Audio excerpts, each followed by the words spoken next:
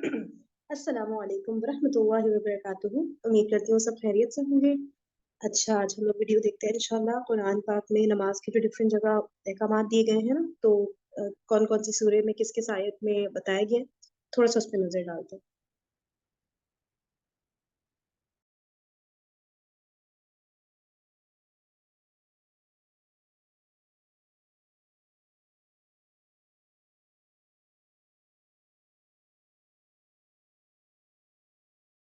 ضروری چیز ہے۔ آج ہم جو ہے اتنی مصروفیت کا ہم بہانہ بناتے ہیں اور جو ہے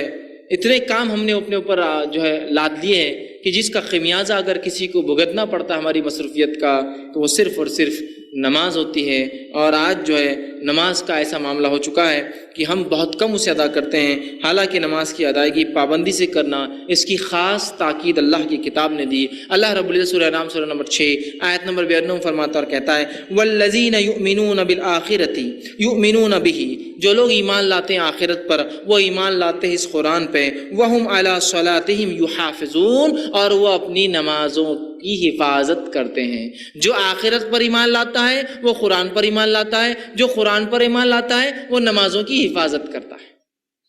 مومنوں کی صفت، قرآن کہہ رہا ہے کہ نمازوں کی حفاظت کرنا مومن کی صفت ہے۔ پھر اس کی حفاظت کا تاکیدی حکم اللہ نے دیا اور فرمایا سورہ نساء سورہ نمبر 4 آیت نمبر 162 162 میں والموقنین الصلاۃ والمؤتون الزکاۃ والمؤمنون باللہ والیوم الآخر اولئک سنؤتیہم اجرا عظیما، فرمایا اور جو نماز قائم کرنے والے ہیں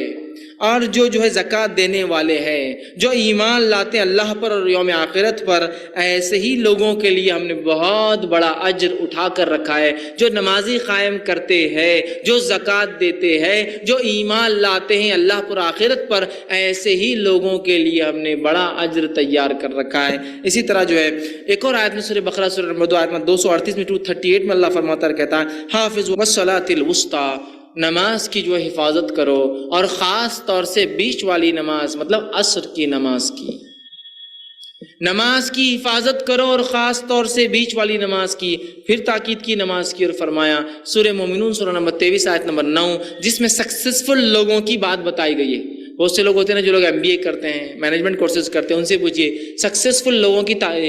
جو ہے سوانح حیات بایوگرافی پڑھنے کا کیا امپورٹنس رہتا ہے۔ پھر وہ بولتے یہ مینیجر تھا، اس نے یہ کیا زندگی میں، فلاں اس کی سوانح حیات، فلاں کرتا تھا، یہ کرتا تھا، ہے نا۔ تو اب یہاں اللہ رب العزت بیان کر رہا ہے آخرت میں سکسیسفل لوگوں کی صفتیں ہیں سورہ مومنون کی ابتدا میں، اس میں سے ایک صفت جو سکسیسفل جو لوگ آخرت میں جو کامیابی اٹینڈ کریں گے ان کی ایک صفت کیا ہے اللہ بیان کر رہا ہے والذین هم علی صلاتہم یحافظون، اور آخرت میں کامیاب لوگوں کی ایک صفت ہے وہ اپنی نمازوں کی بڑی حفاظت کرتے ہیں، اس کو سید کے جوت کے رکھتے کہ بھول نہ جاؤں، چھوٹ نہ جائے، غفلت نہ ہو جائے، سو نہ جائے، کہ میری سواری ایسی جگہ نہ رکے تو کچھ نہ کچھ پہلے انتظام کر لوں، وضو کا کیا معاملہ ہوگا، پانی نہیں تو تیمم کے لیے کیا تیاری کر کے نکلتا ہوں، طہارت چونکہ ضروری ہے تو طہارت کا انتظام ہے نہیں اس جگہ، اس کو دیکھ لوں، نہ ہو تو ڈھیلوں کا انتظام پہلے سے کر کے سفر میں نکلوں، سب پہلے سے حفاظت کرتے رہتے ہیں۔ اس کو حفاظت سمجھتے ہیں نا، حفاظت میں کوئی ایک چیز نہیں آتی، اوور آل مکمل طور سے اس کو سیف گارڈ کرتے ہیں۔ تو کہا مومن وہ ہے جو اپنی نمازوں کی حفاظت کرتے ہیں۔ بہت سارے لوگ نمازوں کی حفاظت کرتے ہیں جس شہر میں، سفر میں گئے تو پوری نماز گل، یہاں سے دلی گئے تو دلی میں اگلی نماز، ارے کیوں، ارے طہارت کا مسئلہ، ٹرین میں پانی نہیں رہتی، تو پھر حفاظت والے کہاں ہوئے آپ نماز کے؟ جب آپ نکلے تھے ٹرین کے سفر تو آپ کو یاد رکھنا چاہیے تھا طہارت کے لیے پانی شاید نہ ہو تو ڈھیلے پہلے سے تیار کر کے پیکٹ میں بند کر کے لے کے چلو کہ طہارت کرنے کی ضرورت پڑ گئی تو،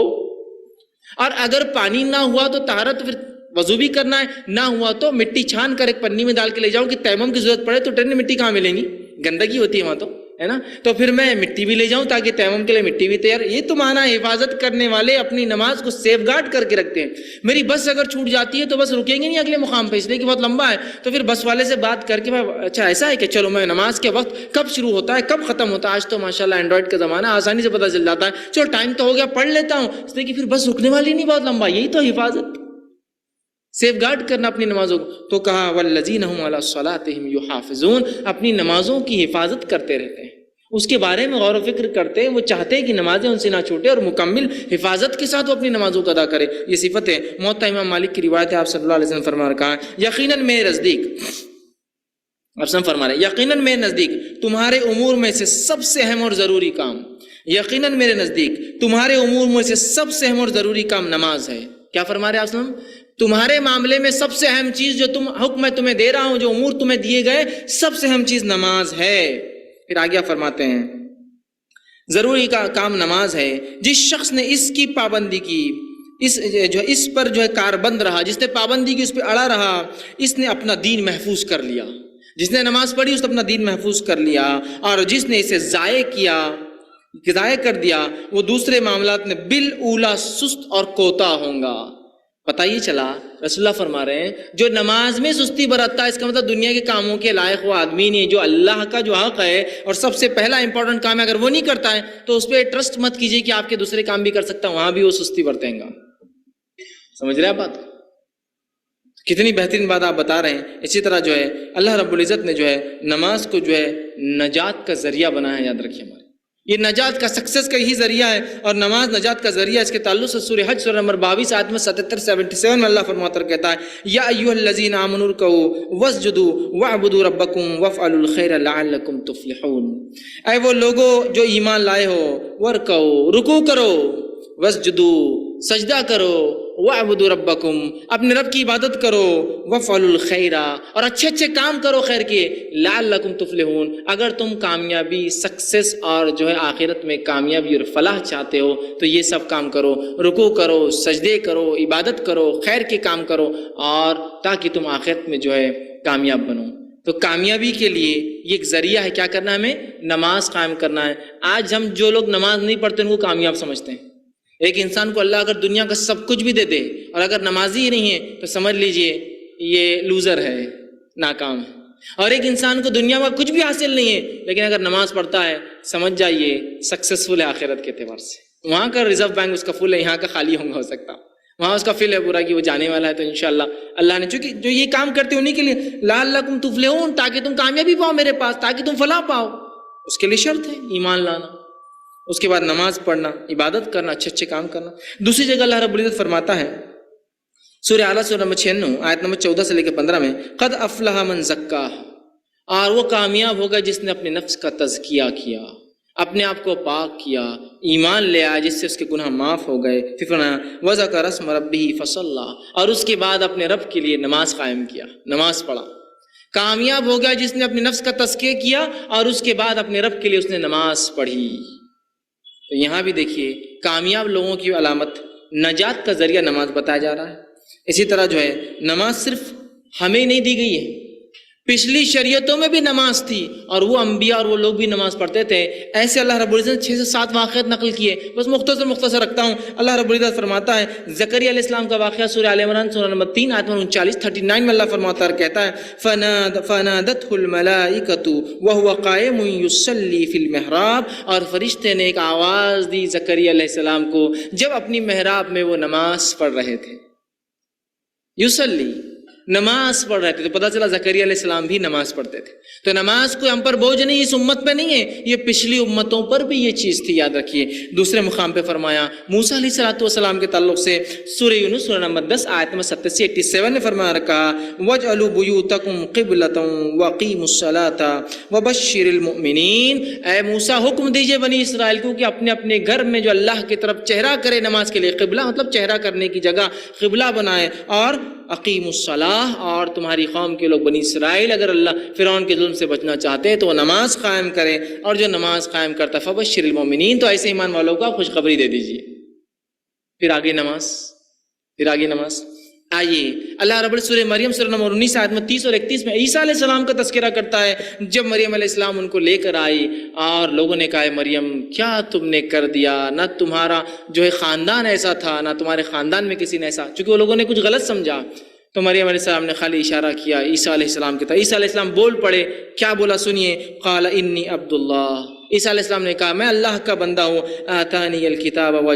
وجعلنی نبیا، اللہ مجھے کتاب عطا کرنے والا ہے اور مجھے اس نے اپنا نبی چن لیا ہے، وجعلنی مبارکن اینما کنت، اور میں بابرکت ہوں جب تک میں تم میں رہوں گا، اور آگے فرمایا اینا کنت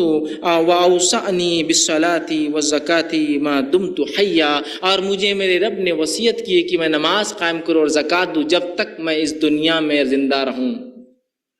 یا جب تک میں اس دنیا میں رہوں تب تک میرے رب نے مجھے نماز قائم کرنے کا اور زکوٰۃ دینے کا حکم دیا۔ عیسیٰ علیہ السلام بھی اسی کی بات کر رہے ہیں۔ آئیے آگے ہم بڑھتے ہیں، ہم دیکھتے ہیں کہ شعیب علیہ السلام کا واقعہ اللہ رب العزت نے سورہ ہود سورہ نمبر 11 آیت میں 87 میں بیان کیا۔ وہاں بھی دیکھیے کیا ہے، شعیب علیہ السلام کی قوم پوچھتی ہے شعیب علیہ السلام سے، قالوا یا شعیب اصلاتک تأمرک ان نترک ما یعبد آباؤنا، اے شعیب کیا یہ تمہاری نمازیں تم کو اس چیز کا حکم دیتی ہے کہ تم انکار کرو اس چیز کا جو ہمارے باپ دادا پوجا کرتے تھے، عبادت کرتے تھے؟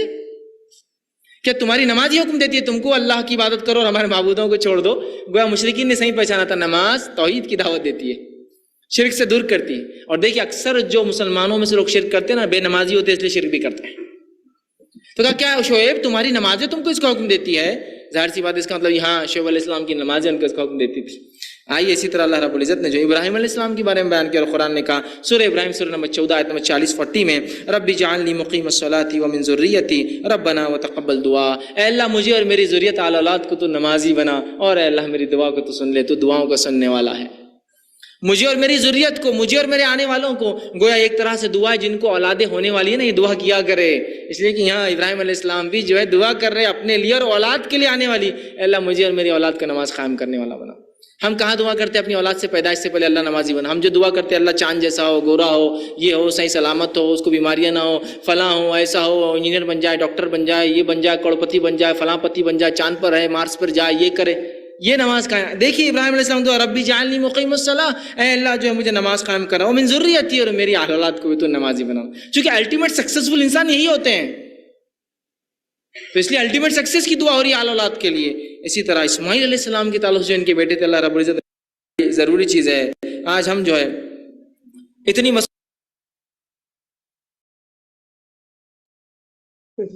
چلیں یہ ایک شارٹ کلپ تھی۔ تو اس طرح سے دیکھیں، یہ جو ڈفرینٹ اسکالرز ہوتے ہیں نا، جو اپنی بات کر رہے ہوتے ہیں اور نیچے حوالے لکھے آ رہے ہوتے ہیں یا خود بتا رہے ہوتے ہیں، تو بندہ جو دین سیکھنا شروع کر رہا ہے نا، میں تو یہی سجیسٹ کرتی ہوں سب کو کہ وہ انہی اسکالر سے شروع کرے، پھر بندہ دوسروں کو بھی سن لے، کہ جن کو مطلب کہ جو حوالے نہیں دے رہے ہوتے لیکن باتیں کر رہے ہوتے ہیں، تاکہ ہم لوگ نا ڈفرینشیٹ کر سکتے ہیں۔ جب تک ہم لوگ ریفرنسز نہیں دیکھیں گے، خود سے چیک نہیں کریں گے نا، ابھی جیسے انہوں نے ریفرنسز دیے، اب فار ایگزامپل کون سا تھا، سورہ نساء کی کوئی آیت ہے، ٹھیک ہے، تو اس پہ بھی جب تک خود سے نہیں دیکھ لے نا، ہو سکتا ہے ان سے بھی غلطی ہو گئی ہو یا نیچے ٹائپنگ میں غلطی ہو گئی ہو، ٹھیک ہے نا، تو آگے کوٹ نہیں کیا کرے جب تک خود سے نہ چیک کر لے نا۔ تو جب ہم اس طرح کی ایک اپنا وہ قرآن کو، اسلام کو اسٹڈی کرنے کی ہیبٹ بنائیں گے نا، کہ ریفرنسز مجھے چاہیے ہر بات کا، کوئی بھی بات پہ میں ایسے ٹرسٹ نہیں کروں گی، چاہے جتنا بڑے سے بڑا قابل بندہ ہو، ریفرنس چاہیے مجھے ہر بات کا نا، تو اس سے نا دین کو سمجھنے میں بہت زیادہ آسانی ہو جاتی ہے، اور انسان پھر جب ریفرنس نہ بھی مل رہا ہو تو بہت اچھی اللہ تعالیٰ نا سمجھ کریٹ کر دیتے ہیں غلط میں اور صحیح کے بیچ میں فیصلہ کرنے میں نا۔ تو اس لیے مجھے ان کا بیان بہت اچھا لگتا ہے کہ ان کا ہمیشہ سے پیچھے ریفرنسز لکھے آ رہے ہوتے ہیں۔ ٹھیک ہے نا، یہ بس ایک چھوٹی سی بات تھی، اور کسی کو کچھ کہنا ہے آپ تو کہہ سکتے ہیں، نہیں تو پھر چلیں سیشن کو اینڈ کرتے ہیں۔ جزاکم اللہ خیرا کثیرا، سبحانک اللہم و بحمدک، نشہد ان لا الہ الا انت، نستغفرک و نتوب الیک۔ السلام علیکم ورحمۃ اللہ وبرکاتہ۔